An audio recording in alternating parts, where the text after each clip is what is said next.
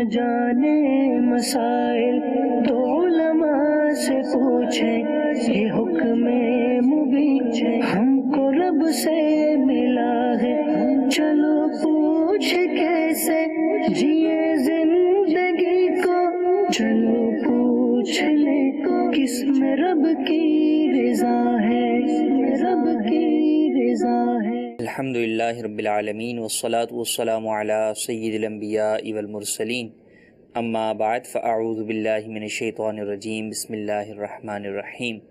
الصلاة والسلام علیک یا رسول اللہ وعلی آلک واصحابک یا حبیب اللہ، الصلاة والسلام علیک یا نبی اللہ وعلی آلک واصحابک یا نور اللہ۔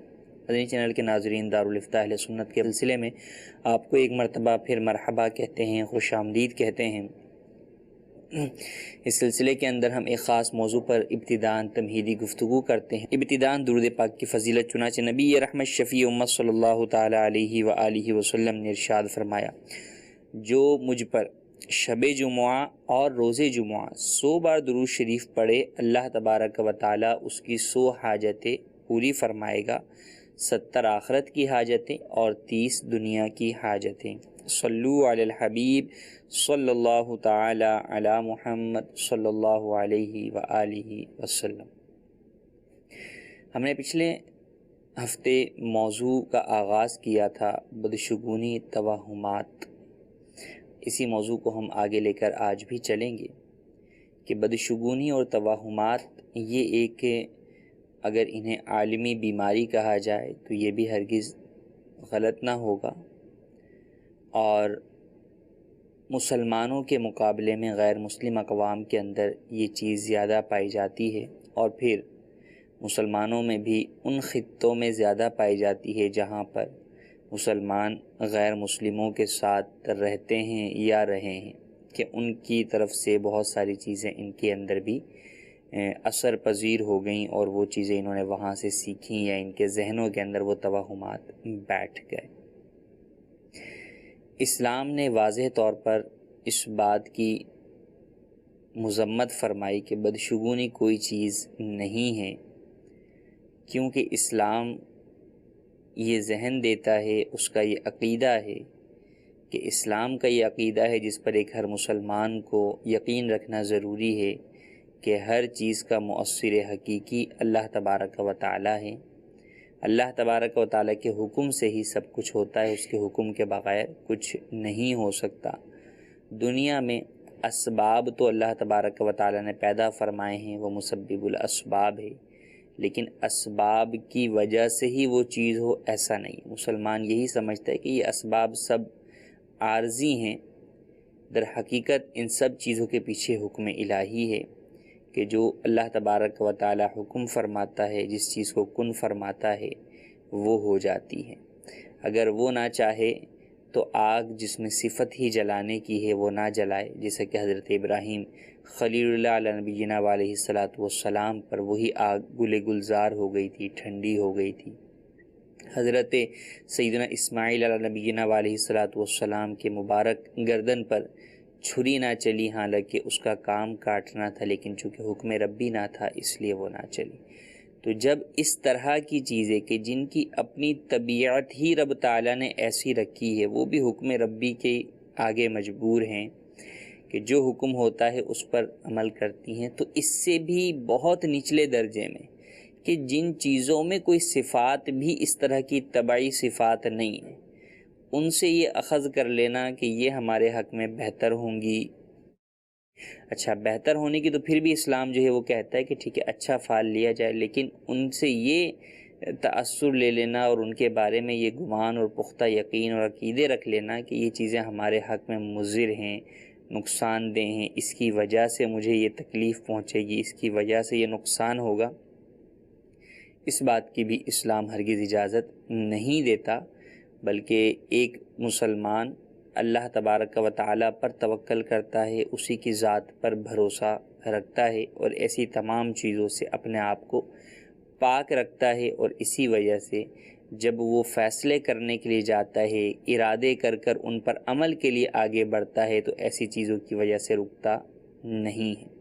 لیکن فی زمانہ بھی پرانے زمانوں کی طرح اور جاہلیت کا جو دور تھا اور زمانہ جاہلیت کے جو لوگ تھے یا غیر مسلم قوم تھے یا جو آج ہیں ان کی طرح بعض مسلمان بھی بسا اوقات بہت ساری چیزوں سے بدشگونی لے رہے ہوتے ہیں، بہت ساری چیزوں کو جانے انجانے کے اندر اپنی زندگی میں اس طور پر حاوی کر کے بیٹھے ہوئے ہوتے ہیں کہ گویا یہی چیزیں ہی سب کچھ کرنے والی ہیں۔ ستاروں کو دیکھ لیجئے، نمبرز کی تقسیم کو دیکھ لیجئے، اعداد و شمار کو دیکھ لیجئے کہ بھئی یہ نمبر ہی جو ہے وہ میرے حق میں جو ہے وہ بہتر ہے۔ اس طرح کی کئی چیزیں جو ہے وہ لوگ کرتے ہیں، حالانکہ شرعی اعتبار سے ان تمام باتوں کو اختیار کرنے کی یا ان پر یقین رکھنے کی ہرگز اجازت نہیں ہے، بلکہ اصل وہی ہے کہ رب تعالیٰ کی ذات پر بھروسہ کیا جائے۔ ہاں، جیسا کہ ہم نے پچھلے سلسلے میں بیان کیا کہ نحوست یا اگر نقصان انسان کو کچھ پہنچتا ہے تو وہ اس کے اپنے گناہوں کے ہی کرتوت ہوتے ہیں۔ اللہ تبارک و تعالیٰ قرآن مجید میں ارشاد فرما چکا، ما اصابک من حسنۃ فمن اللہ وما اصابک من سیئۃ فمن نفسک، کہ جو تمہیں نیکی پہنچے تو وہ اللہ کی طرف سے ہے، اور جو تمہیں گناہ پہنچے تو وہ تمہارے اپنے نفس کی جانب سے ہے۔ انسان جو گناہ کرتا ہے وہ جو برائیاں پہنچتی ہیں در حقیقت وہ ان گناہوں کی نحوستیں ہوتی ہیں۔ تو ہمیں چاہیے کہ گناہوں سے بچیں تاکہ اس کی نحوست سے ہماری زندگی پاک صاف ہو جائے، اور اللہ تبارک و تعالیٰ کے احکامات پر، نبی کریم صلی اللہ تعالیٰ علیہ وآلہ وسلم کے احکامات پر، سنتوں پر عمل کر کے ایسی پاکیزہ زندگی گزاریں جس میں نحوست نام کی کوئی چیز بھی ہرگز نہ ہو۔ ہمارے پاس کچھ کالز بھی ہیں، آئیے ہم موضوع سے متعلق کچھ کالز کو بھی شامل سلسلہ کرتے ہیں۔ جی، مظہر جلیل یونان سے الحمدللہ باب المدینہ کراچی حاضر ہوا ہوں۔ مفتی صاحب کی بارگاہ میں میرا سوال یہ ہے، عورت، گھر اور گھوڑے کو منحوس سمجھنا کیسا؟ جی ہاں، عمومی طور پر یہ بھی سمجھا جاتا ہے، اچھا گھوڑا تو اب اتنا زیادہ شہروں میں استعمال نہیں ہوتا، لیکن بہرحال جہاں استعمال ہوتا ہے وہاں، اور گھر اور عورت کا تصور بہت زیادہ ہوتا ہے کہ بھئی اگر کسی عورت کی شادی ہو کر گھر میں آئی ہے، اب شادی ہونے کے بعد، بہو کے آنے کے بعد اگر گھر پہ کسی بھی قسم کی پریشانی کا سامنا ہوا تو اس عورت کو منحوس سمجھا جاتا ہے۔ یوں ہی کوئی گھر خریدا، اس گھر میں شفٹ ہوئے، اس کے بعد سے آزمائشوں کا سلسلہ ہوا تو اس گھر کو منحوس سمجھا جاتا ہے، حالانکہ ایسا ہرگز نہیں ہے۔ نبی کریم صلی اللہ تعالیٰ علیہ وآلہ وسلم کی حدیث ہے، حضرت سعد بن مالک سے روایت ہے، فرماتے ہیں کہ نبی کریم صلی اللہ تعالیٰ علیہ وآلہ وسلم نے ارشاد فرمایا، نہ تو الو کوئی چیز ہے، نہ مرض کا اڑ کر لگنا، نہ نحوست، ان تینوں چیزوں کی نفی فرما دی۔ الو کو آج ہمارے ہاں بھی الو جو جانور ہے اس کو جو ہے وہ بدشگونی سمجھا جاتا ہے، برا سمجھا جاتا ہے، تو اس کو بھی بیان کر دیا گیا کہ وہ ایک جانور ہے، اس کی وجہ سے کوئی نحوست نہیں ہے۔ بیماری اڑ کر لگنے کے اوپر ہم پچھلے سلسلے میں تفصیلی گفتگو کر چکے ہیں۔ اور تیسرا یہ کہ کسی چیز کے بارے میں یہ سمجھنا کہ بھئی یہ منحوس ہے، تو یہ بھی اس کی کوئی حقیقت نہیں ہے۔ پھر فرمایا نبی کریم صلی اللہ تعالیٰ علیہ وآلہ وسلم نے، اگر کسی چیز میں نحوست ہو تو گھر میں، گھوڑے میں اور عورت میں ہوگی۔ اب اس حدیث مبارک کا شرح بیان کرتے ہوئے مفسرین، شارحین حدیث نے بیان کیا، فرمایا کہ اس کا مطلب یہ کہ اگر کسی چیز میں نحوست ہوتی تو ان چیزوں میں ہوتی، گھوڑے میں، گھر میں اور عورت میں، اور جبکہ ان چیزوں کے اندر بھی نحوست نہیں ہے تو اس کا مطلب یہ ہوا کہ کسی بھی چیز میں کوئی نحوست نہیں ہوتی۔ دوسرا یہ بیان کیا گیا اس حدیث مبارکہ کا مطلب کہ یہاں پر جو ان چیزوں کی نحوست بیان کی گئی وہ فی نفسی ہی ان چیزوں کی ذات سے نحوست نہیں ہے کہ گھوڑا خود منحوس کوئی چیز ہے، حالانکہ گھوڑا تو جو ہے وہ افضل جانوروں کے اندر سے، حضرت آدم علیہ السلام نے اس کے اوپر سواری فرمائی اور جہاد میں جو ہے وہ استعمال ہوتا ہے۔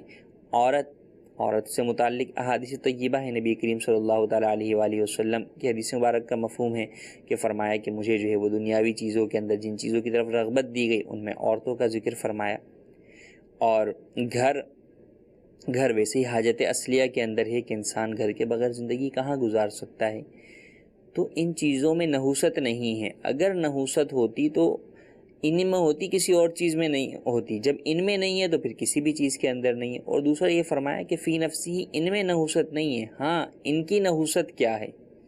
فرمایا ان کی نحوست یہ ہے کہ عورت کا شوہر کا نافرمان ہونا، اور عورت کی نحوست اس کا بانجھ ہونا ہے۔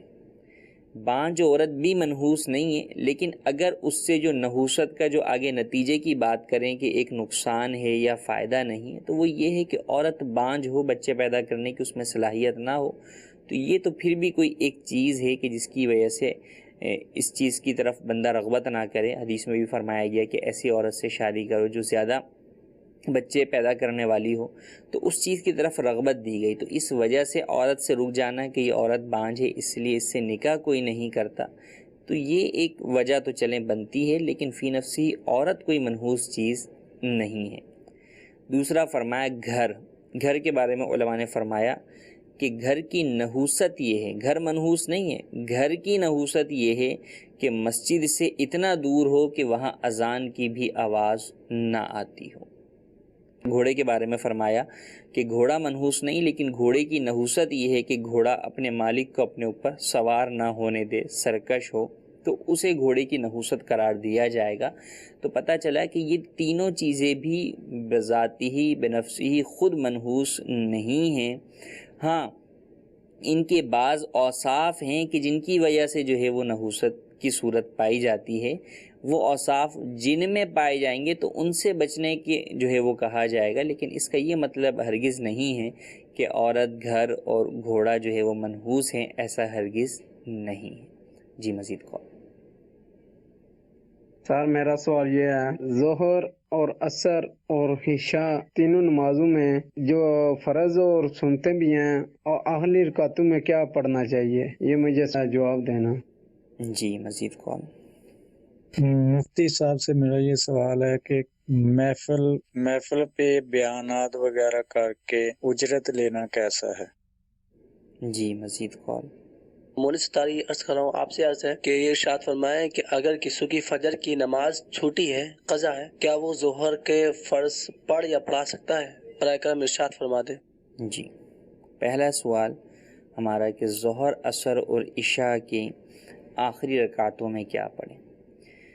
ظہر، عصر اور عشاء جو 4 فرض ہیں، ان کی پہلی 2 رکعتوں کے اندر تو سورہ فاتحہ بھی واجب ہے اور ساتھ میں سورت ملانا بھی واجب ہے۔ آخری 2 رکعتوں میں سورہ فاتحہ یا سورت واجب نہیں ہے۔ ہاں، البتہ سورہ فاتحہ پڑھنا افضل ہے۔ سورہ فاتحہ پڑھنے کے بجائے اگر کوئی 3 بار سبحان اللہ کسی نے پڑھی یا اتنی مقدار میں کھڑا رہا تو بھی اس کی نماز ادا ہو جائے گی۔ افضل ہے سورہ فاتحہ پڑھنا۔ بعض لوگ ان آخری 2 رکعتوں میں سورہ فاتحہ کے بعد سورت بھی ملا لیتے ہیں اور پھر پریشان ہوتے ہیں کہ اب کیا حکم ہے۔ تو پریشان نہ ہوں، اگر آپ انفرادی طور پر نماز ادا کر رہے ہیں تو آپ کے لیے آخری 2 رکعتوں کے اندر سورت ملا لینا مستحب ہے، یہ آپ کے لیے ثواب کا ہی باعث ہوگا۔ ہاں، اگر امام ہے تو اسے منع ہے کہ وہ پڑھے گا تو مقتدیوں کے اوپر نماز طویل ہو جائے گی، تو اس لیے اسے منع کیا گیا، لیکن اگر وہ بھی پڑھ لیتا ہے تو نماز ہو جائے گی، سجدہ سہو وغیرہ لازم نہیں ہوگا، چاہے بھول کر پڑھے چاہے جان بوجھ کر ادا کرے۔ باقی جو سنتیں ہیں 4 رکعت والی، ان کی تمام رکعتوں میں چاہے وہ پہلی 2 ہوں یا آخری 2 ہوں، ان میں سورہ فاتحہ اور ساتھ میں سورت ملانا واجب ہی ہے۔ دوسرا سوال یہ کہ بیانات پر اجرت لینا کیسا۔ وعظ و نصیحت پر بیان کے اوپر اجرت لینا عالم کے لیے جائز ہے، البتہ نعت خوانی پر اجرت لینا یہ جائز نہیں ہے۔ تیسرا سوال یہ کہ کسی شخص کی فجر کی نماز قضا ہو گئی تو کیا وہ نماز ظہر پڑھ سکتا ہے یا پڑھا سکتا ہے جبکہ اب تک اس نے اپنی نماز فجر ادا نہیں کی۔ اس مسئلے کی 2 صورتیں ہیں۔ اگر وہ شخص صاحب ترتیب ہے تو جب تک وہ اپنی فجر ادا نہ کر لے نہ خود پڑھ سکتا ہے اور نہ ہی نماز پڑھا سکتا ہے، بلکہ اس کو حکم یہ ہوگا پہلے اپنی فجر ادا کرے پھر اس کے بعد ظہر کی نماز ادا کرے۔ اور اگر وہ صاحب ترتیب نہیں ہے تو پھر ایسی صورت کے اندر وہ خود بھی ظہر ادا کر سکتا ہے اور امامت بھی کروا سکتا ہے، جبکہ دیگر شرائط امامت اس میں پائی جائیں۔ صاحب ترتیب سے مراد کون؟ وہ کہ جس کے ذمے میں 5 سے زائد نمازیں جو ہے وہ نہ ہوں، قضا کی صورت کے اندر اس کے ذمے میں نہ ہوں، یا اگر ہوں تو وہ انہیں ادا کر چکا ہو، تو ایسا شخص صاحب ترتیب کہلاتا ہے۔ پوری زندگی کی یہ بات ہو رہی ہے۔ لہٰذا اگر کسی کے ذمے جو ہے وہ زیادہ قضا نمازیں ہیں، 5 سے زائد ہیں، اگرچہ کبھی 2 پر چھوڑی تھی، کبھی 1 چھوڑی تھی، کبھی 3 چھوڑی تھی، یوں مختلف پوری زندگی کی، اور اب تک انہیں ادا نہیں کیا، تو وہ شخص صاحب ترتیب نہیں ہے۔ ہاں، چھوٹی تھیں اور ادا کر دیں، اور اب اس کے ذمے میں جو ہے وہ کوئی نماز نہیں ہے، یا ہے تو فقط فجر کی ہے، تو ایسی صورت کے اندر یہ شخص صاحب ترتیب ہے، اور یہ جب تک اپنی پچھلی نماز یعنی فجر کی نہیں پڑھ لیتا اس وقت تک یہ ظہر کی نماز نہیں ادا کر سکتا۔ ہاں، اگر ظہر کی نماز بھی اتنی لیٹ ہو گئی کہ اب اگر فجر پڑھے گا تو ظہر کی بھی قضا ہو جائے گی، تو اسے یہ کہا جائے گا کہ اب ایسی صورت میں جب وقت ہی ختم ہو رہا ہے تو پہلے یہ ظہر ادا کرے گا۔ جی مزید کال۔ محمد عثمان اتاری یونان سے فیضان مدینہ باب المدینہ کراچی حاضر ہوا ہوں۔ مفتی صاحب کی خدمت میں سوال اب یہ ہے، بعض لوگ طوطوں سے فال نکلواتے ہیں، ایسا کرنا کیسا؟ جی، لوگ طوطے کے ذریعے سے فال نکلواتے ہیں۔ اچھا، فال کا معنی کیا ہے؟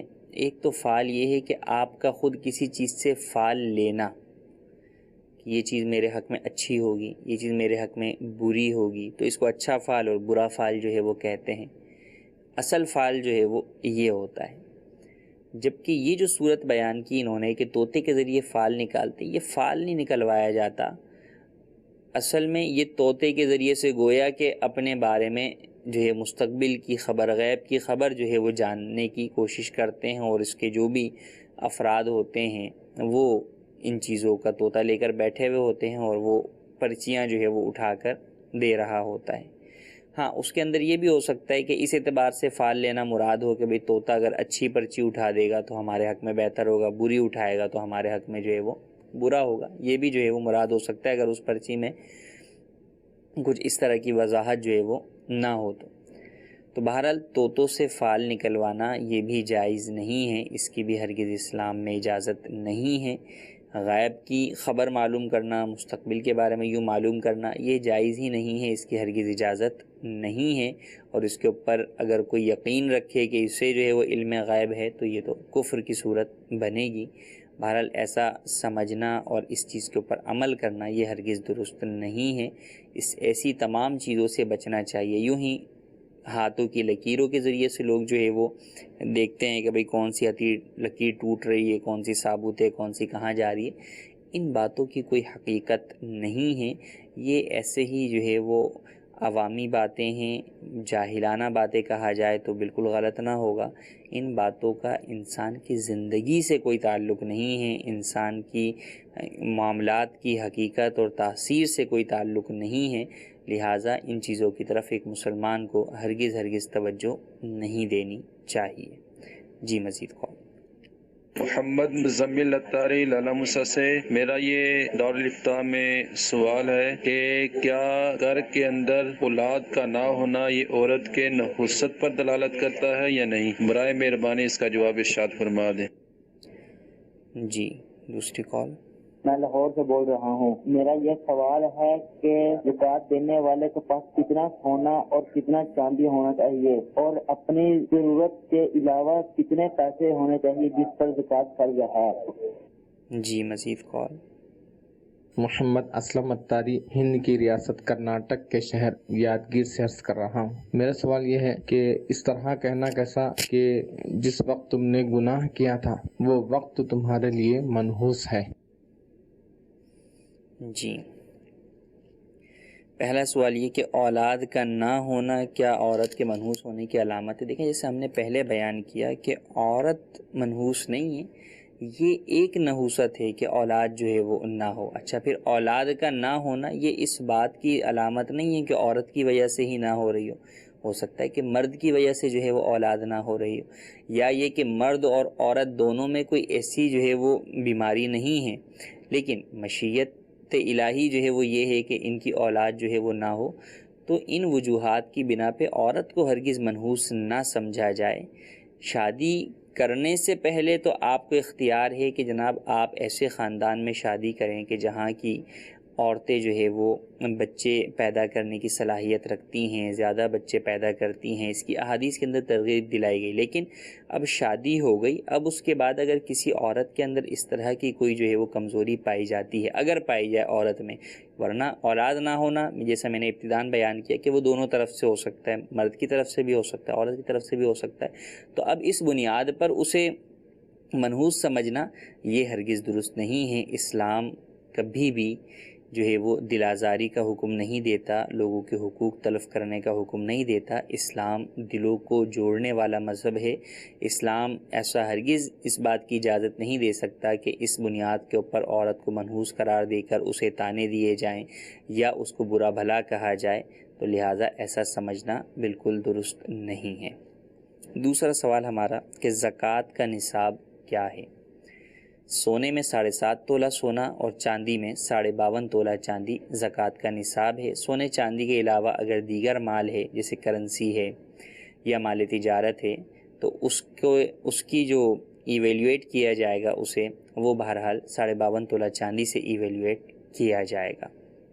حاجت اصلیہ سے زائد یہ مال ہونا ضروری ہے۔ حاجت اصلیہ کے اندر آپ کا اپنا گھر آ جاتا ہے اور دیگر جو ضروریات زندگی گزارنے کی جو چیزیں ہیں وہ حاجت اصلیہ کے اندر شمار ہوتی ہیں، ان پر زکوٰۃ نہیں ہوتی۔ یوں ہی جو مال نامی نہیں ہے، مثال کے طور پہ آپ نے کوئی پلاٹ جو ہے وہ لیا ہے اور اسے کرائے پر دیا ہوا ہے، تو اس صورت کے اندر اس پلاٹ کی جو ہے یا اس مکان کی مالیت پہ زکوٰۃ نہیں ہوگی، کرائے پر ہوگی، جبکہ وہ حاجت اصلیہ سے زائد ہو کر بچے۔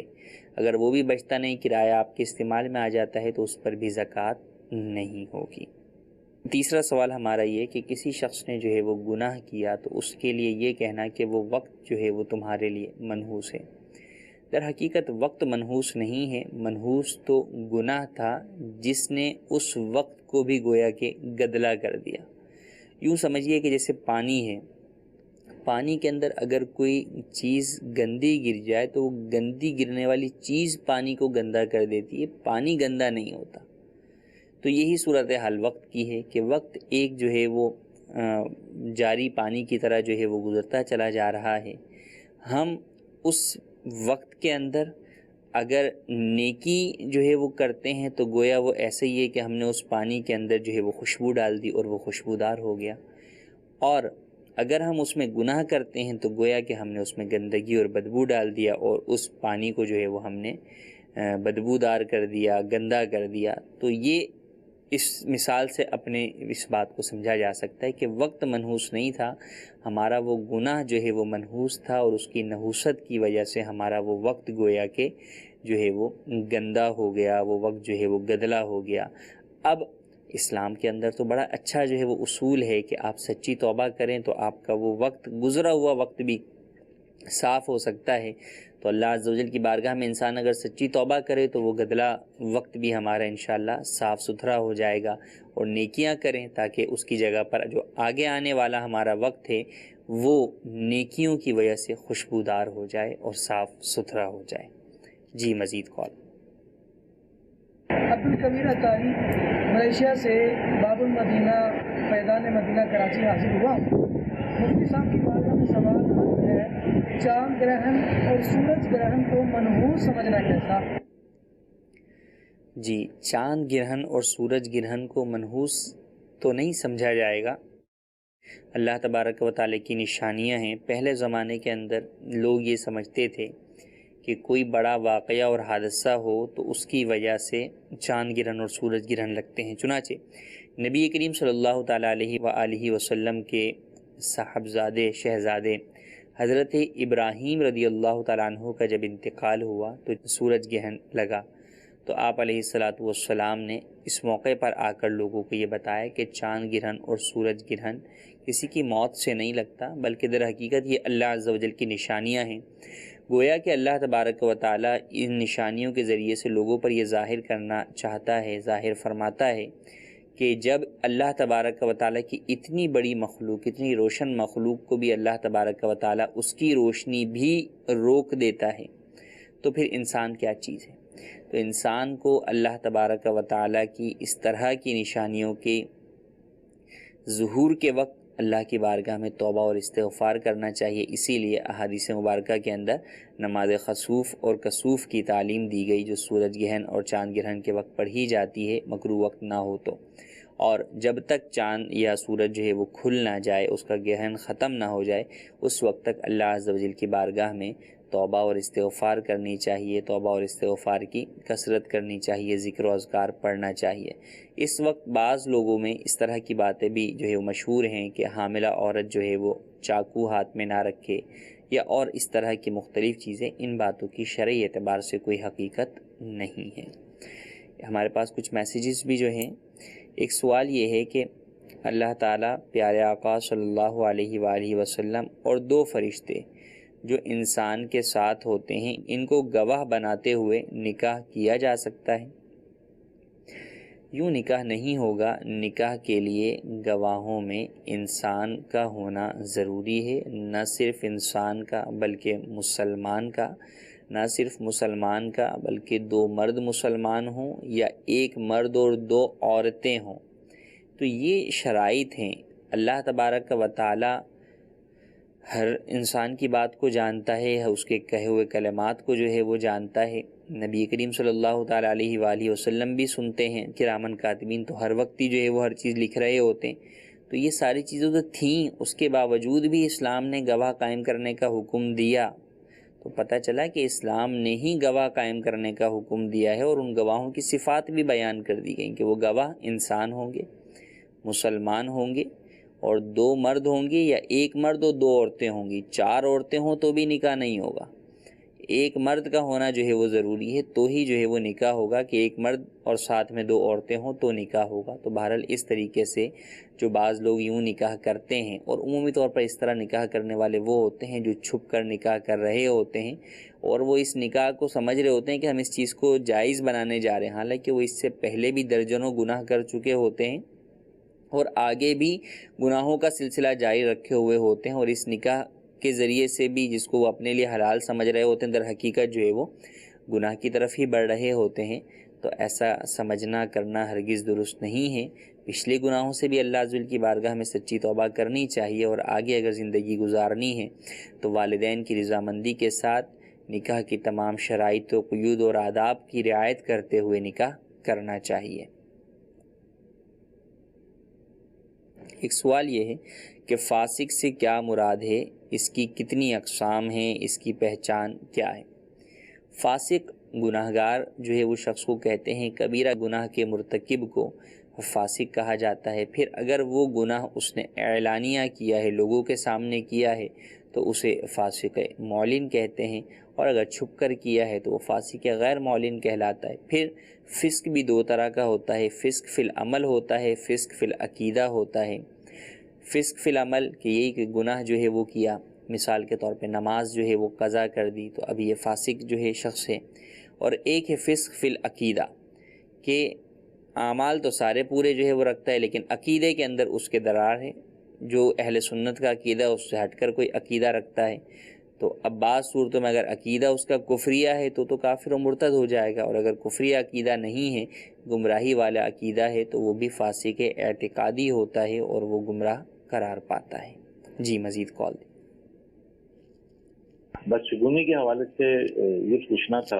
ہمارے میں یہ مشہور ہے کہ خواتین ہوتی ہیں، بیٹیاں جو ہوتی ہیں وہ ناک نہیں چھدواتی، اور کنسیپٹ یہ ہے کہ اگر ناک چھدوا دی جائے تو یا تو بیوہ ہو جاتی ہے، یا آزمائش کی شکار ہو جاتی ہے، مشکلیں پریشانیاں آتی ہیں اس پہ، اور یا بیماریاں آ جاتی ہیں. اس وجہ سے ہماری برادری میں اس کو ناک چھدوانے کا سلسلہ ہی نہیں. دوسری تو ہم پرستی ہمارے یہاں یہ سمجھ لیں ایسی ہے کہ سیاہ لباس بھی پہننے سے منع کیا جاتا ہے بیٹوں کے حوالے سے. اگر رہنمائی کے بدن کھل مل جائیں انشاءاللہ کئیوں کا بھلا ہو جائے گا.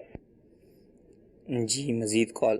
آپ کی بارگاہ میں میرا یہ سوال ہے کہ یہ جو عشر کے پیسے ہوتے ہیں، عشر کی رقم ہوتی ہے، یہ بندہ اپنے قریبی رشتہ دار کو بھی دے سکتا ہے جو غریب ہو؟ رہنمائی فرما دیں. جی مزید کال.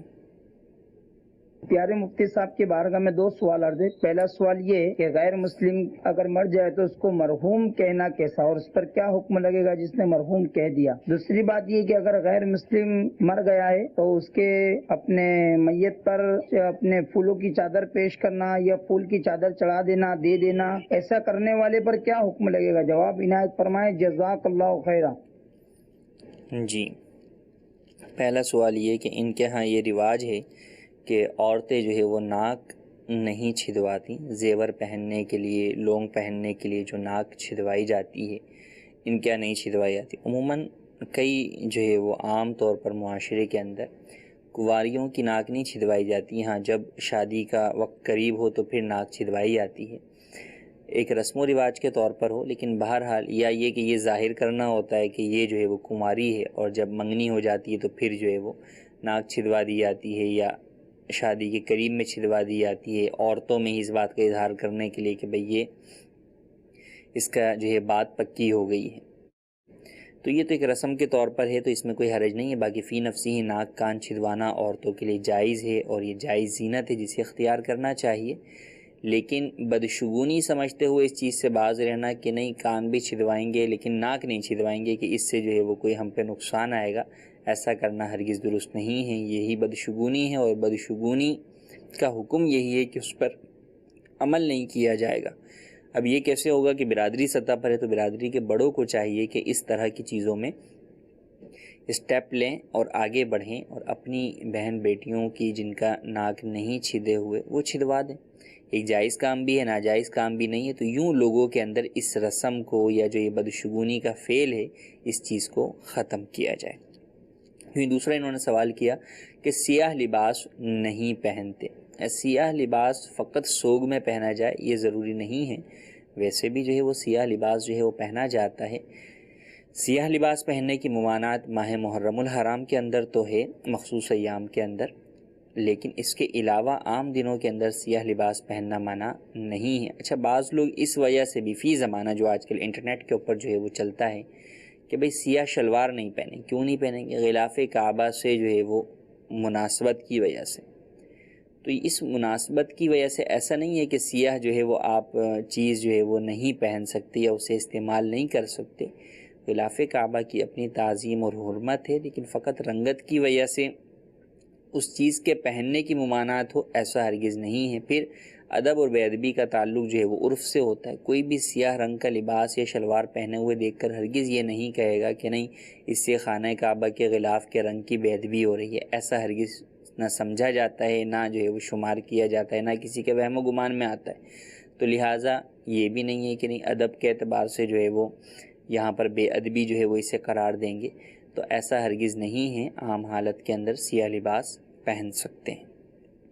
दूसरा सवाल ये कि उशर की रकम क्या करीबी रिश्तेदार को दे सकते हैं। जी हाँ, करीबी रिश्तेदारों में जो मुस्तहिक के ज़कात है उसे आप उशर की रकम भी दे सकते हैं, और अगर आप उशर में निकाला हुआ गल्ला देना चाहें तो वो भी डायरेक्ट आप अदा कर सकते हैं।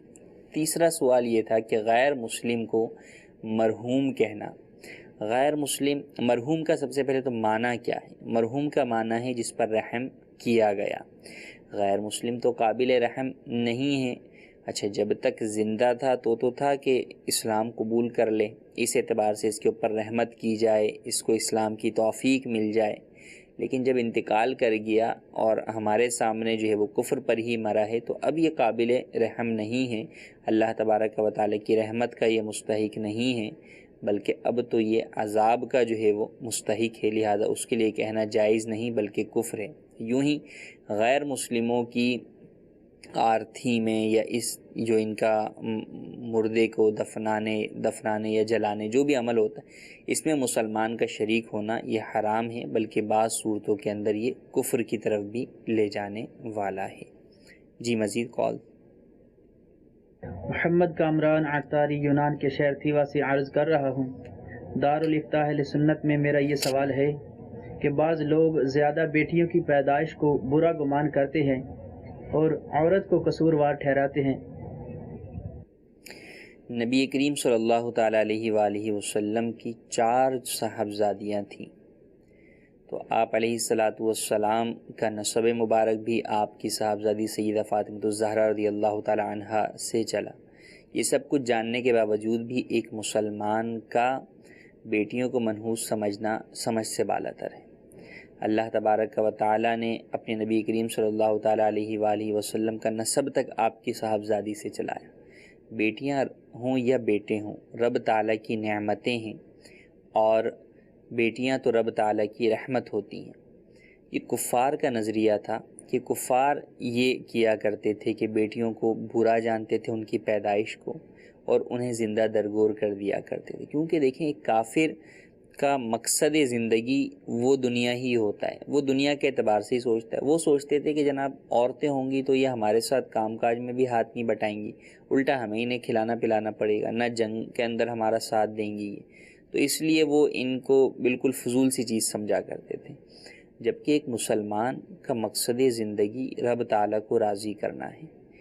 ایک مسلمان رب تعالیٰ کی دی ہوئی تمام نعمتوں پر اس کا شکر ادا کرتا ہے۔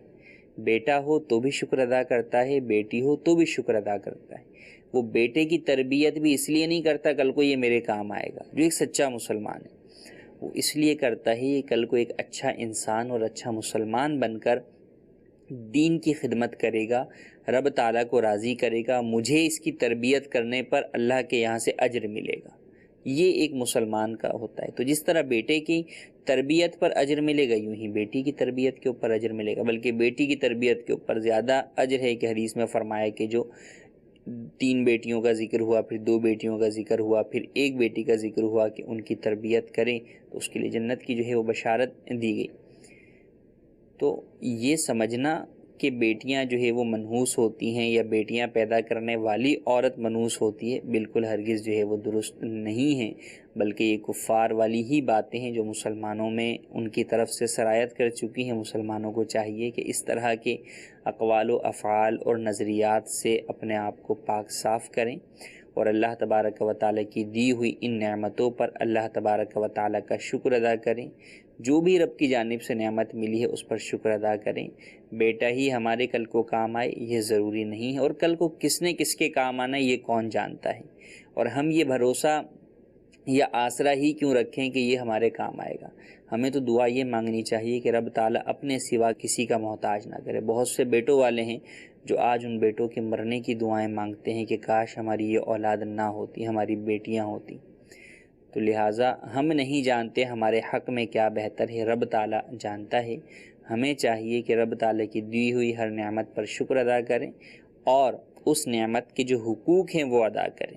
بیٹی ہے تو اس کی بھی تربیت کریں، بیٹا ہے تو اس کی بھی تربیت کریں، اور اس وجہ سے عورت کو جو ہے وہ منحوس سمجھنا یا برا سمجھنا یہ تو اور زیادہ جو ہے وہ بری بات ہے، اور اس کی دل آزاری بھی ہے۔ حالانکہ میڈیکل سائنس کے اعتبار سے ممکن ہے کہ اس میں دونوں کی جو ہے وہ چیزیں پائی جاتی ہیں، اور پھر اللہ تبارک و تعالیٰ کی دین ہے، وہ جو دے بندہ اس کے اوپر جو ہے وہ شکر ادا کرے، اور انشاءاللہ جب شکر کرے گا تو اللہ تبارک و تعالیٰ اور برکت دے گا، اللہ تبارک و تعالیٰ نعمتوں میں اضافہ فرمائے گا۔ تو ایسا سمجھنا ہرگز درست نہیں ہے۔